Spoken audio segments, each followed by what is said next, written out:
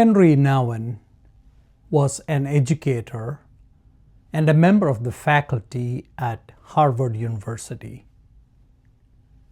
After teaching there for several years, he resigned and served at the L'Arche community, a place where persons with severe physical and developmental disabilities lived.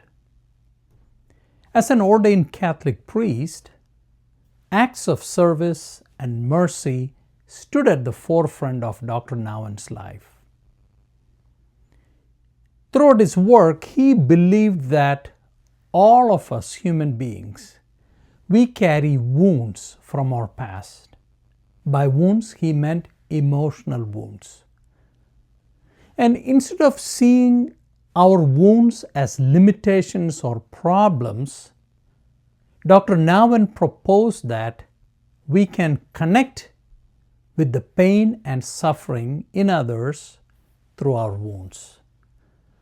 In other words, our own wounds and painful experiences help us understand others' wounds. We often think that as ministers and pastoral care providers that we must be perfect to help others. On the contrary, a perfect person is often unable to understand the pain experienced by others and thus will be of little help. A person who has struggled and wounded can better understand and help those who are hurting and in pain. Knowing our own life stories with all of its joys and sorrows and wounds is essential for us to give meaningful pastoral care. In clinical pastoral education, one learns about the living human document. Each person is a document, meaning a collection of stories and events. Hence, the living document must be read carefully. And for a proper reading of the living human document, we need to begin with ourselves. We need to pay close attention to our stories and our formation. You cannot read someone else's book if you haven't read your own book, that is your own story. If you grew up in a home where anger, for example, was considered a sin, then you will struggle in spiritually caring for someone who has anger issues. The struggle will lead you to go past the real struggle the person is experiencing. You will feel a need to protect all what the other person is saying. In effect, you are actually protecting yourself and your own anger. The above is only one example of how our own stories and experiences influence our pastoral caregiving. Another example is when we see ourselves or someone who is close to us in the persons who are receiving our care. This phenomenon is often called countertransference. If we are not careful, we will behave in a manner that is unhelpful to the other person because instead of seeing them as persons receiving our care, we may see them as somebody who is just like our friend or family member. I remember caring for an elderly patient in the ICU.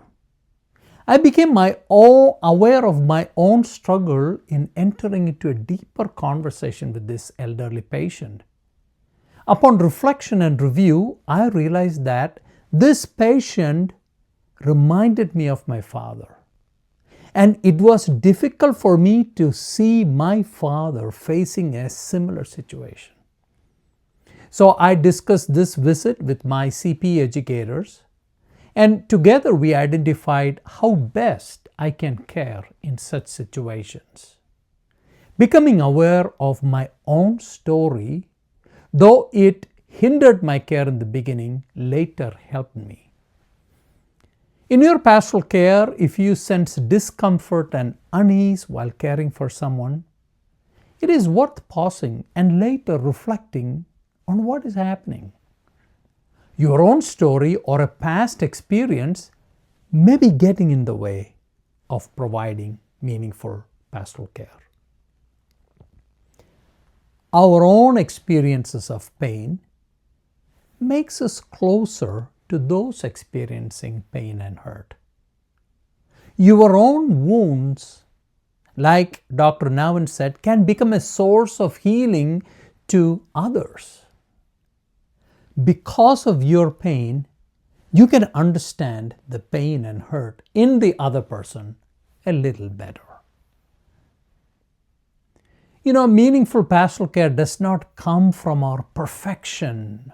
Rather, they come from our own experiences of woundedness and pain and struggles. A spiritual care leader who knows their own inner wounds and the healing they experienced can safely touch the wounds of others. One final word before we close today.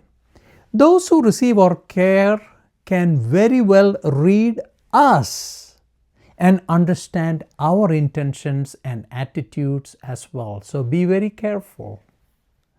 Hence, it is very important to provide pastoral care from a place of a fuller, deeper self-awareness.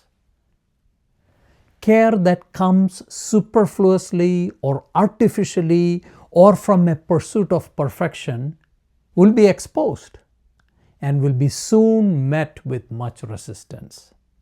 Know your story, know your woundedness and experiences and the joys, and let it be a resource in your own ministry. Next week, I will discuss a very difficult topic, and that is grief. It is very sensitive, but it's a difficult experience for humanity. Until then, goodbye.